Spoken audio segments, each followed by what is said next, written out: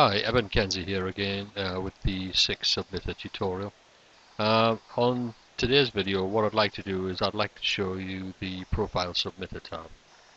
Now, to submit a profile, it consists of three tabs here. The first one is the content that you're going to post, which will include your About Me information, your tags, personal motto, and any custom information that needs to go with that, which I'll explain. It will also need links, which would be the links that you actually enter into here, and then the best bit obviously is the submitter. So first we're going to put some content on here.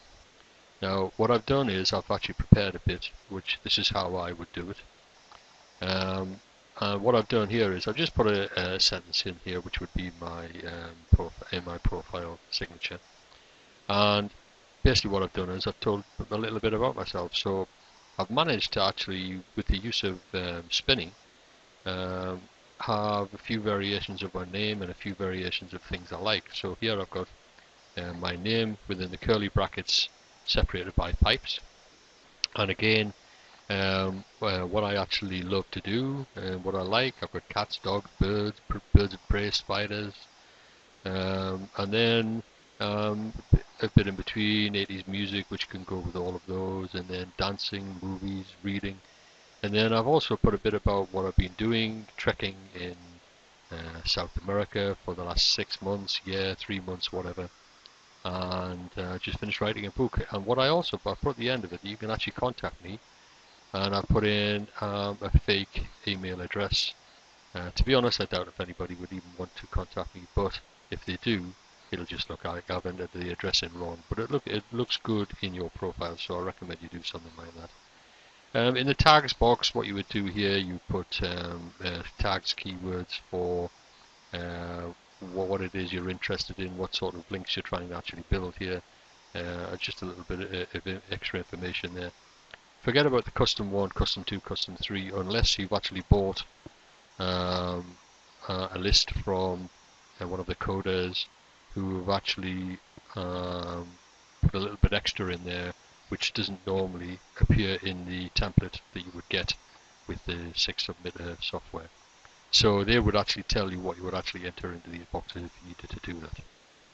Okay, so that is the first tab for posting your content. So the next tab is your links tab. And you have two ways of doing this. You can either do it the straightforward way, where you will get one link per profile entry, and by putting the keyword in here and putting your URL here, and selecting no to advanced links, that's exactly what you get. You get your URL and you get your anchor text, which is the title. Now I don't use it that way. I use the advanced links, and it's very clever the way you can do this. I list my domains that I would like to get a link from, so it could be my main URL or it could be an inner page, and then separated by 2 pound signs, and then you can actually spin the keyword, the title, next to that.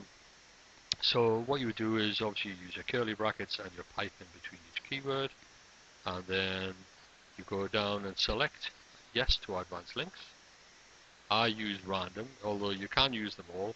I don't really recommend that. I just think it looks much better if you use random. And you can select how many links you use. I would tend to use 2 or 3, depending on how old the domain is and how old and how many links you already have to that. Obviously, if you're just starting off, you just come bombarded with thousands and thousands of links. I tend to try and build it over time. So that's the links tab. So the next tab we come to is for the actual submitter. Now this is broken up into various sections, as you can see. First you have the site list, which if you click this little folder here, it will bring you to the folder for all of the lists that you have actually uploaded. You just pick one of those which you want to submit. Thread display, you have visible, hidden, full IE mode, visible, pause before edit. Sorry, pause before exit. Now, what this would actually show you is on visible, it would actually show you going through the motions, i.e. you would log on, you would see the registration page, you would see the captcha. Hidden, which is what you would use 99% of the time, simply because it is so much quicker, you don't see anything. It just happens and you will actually see the output come up on the screen as you're doing it. Full IE mode will take you to Internet Explorer and you will actually see go through the motions on Internet Explorer. Visible pause before exit. You would use that if you were having issues. Say if you couldn't find the registration page, or you were getting lots of error messages. That's why you would actually use that. And what that will actually do is it will actually allow you to go through each one one at a time. It will show you from registration going right through, and it'll pause before it actually exits, which gives you a chance to actually go back and have a look and see what the issue was and what the problem was, why it didn't actually give you the registration page. So that is a great tool to use if you have that issue. But like I say, normally we would use hidden. Next one is the amount of threads. Now this really does depend on how good the processing power of your machine is. If you have a poor processor, not much RAM, you want to keep it way down 1-2 threads. If you have a beast of a machine, you can probably go up to up to 30 threads. A lot of people tend to use this on a separate machine or a VPS, which will allow you to run it independently of any other programs, so you don't have any conflicts. And I myself use a virtual private server simply to do that. The good thing about that is you can run it through the night or whatever you want to do. You don't have to leave your machine on, and it is just so more efficient to do that. And it's very, very reasonable now to get a VPS. I think I'm paying something like $30 a month, and that gives me a pretty high spec machine. You can get it down to as much as $6 a month depending on what you want. Anyway, so for this exercise I will take it up to, say, just to give you an idea of it, say 5 threads. I can probably on my machine probably go up to about 10. What we're going to do is we're going to register it, and you have the option, you can register it, you can check mail at the same time, so it'll register, then it'll check the mail. You can actually submit straight away the data which you've actually just pre-entered. You can ping it, but I wouldn't really recommend doing that. All we want to do now is register it and check the mail. So what I'm going to do is, I'm only going to select, let's have a look, we're going to select, we select 6, so I'll take the threads up to 6 and just see what happens. And we will check the mail as well. So we've done that, we've cleared our cookies down first, and all we need to do now is press start. As you can see, the output, it actually come up and show you working. And I have got also, if you notice, I've actually got the captcha set to auto, so it should actually fill the captchas in for me at the same time.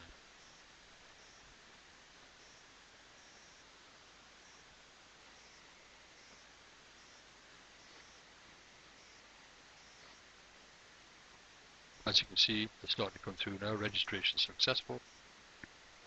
Some do a little bit quicker than others.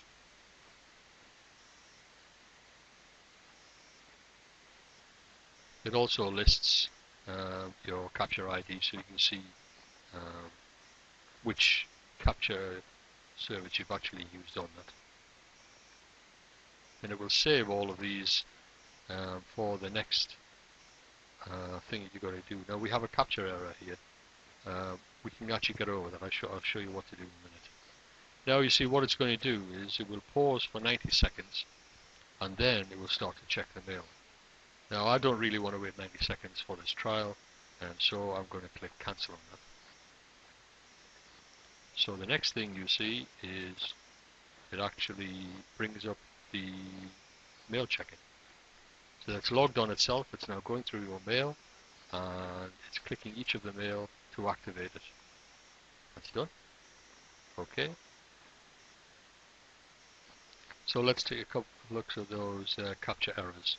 Right, there's a couple of things you can actually do here. First thing we're going to do is we're going to get rid of these, and we're going to right click on the capture errors. What we can actually do here is, because they failed, we can actually claim the price of those bad captures back again. So as you can see, it's being reported. That's okay. So now we're going to start again. I'm going to uncheck the mail for now. We're going to start again on those two, and we'll see what happens here. Sometimes you don't get them back, but quite often, in fact 9 times out of 10, on a second run it will actually work. So we'll just see what happens.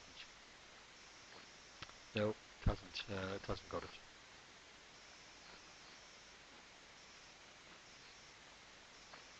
So we've got one of them. Anyway, so one's better than two, I suppose. So anyway, so that's that finished. And obviously what we need to do now is we need to check the mail just for that extra one we got there. So we'll click the mail, and that's done.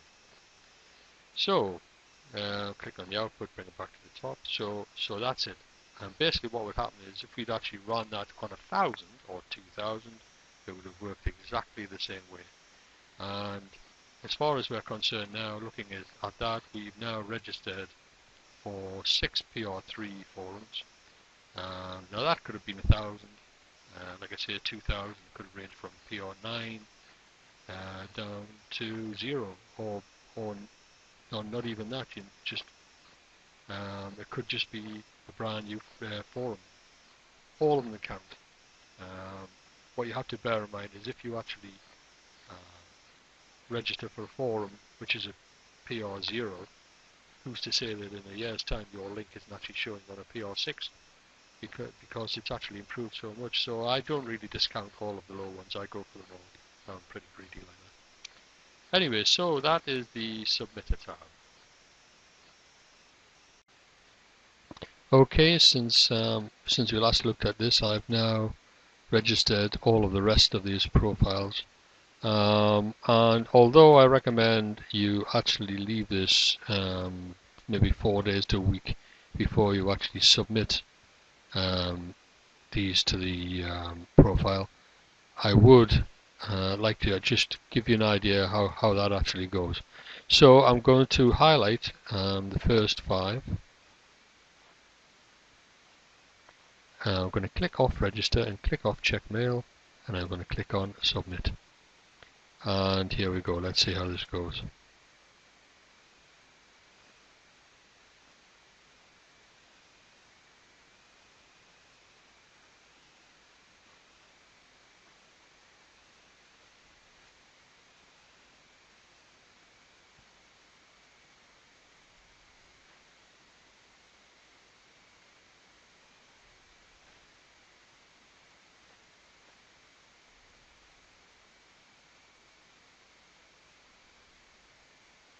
So from that, we've actually got 3 that worked and 2 that can't find the profile link.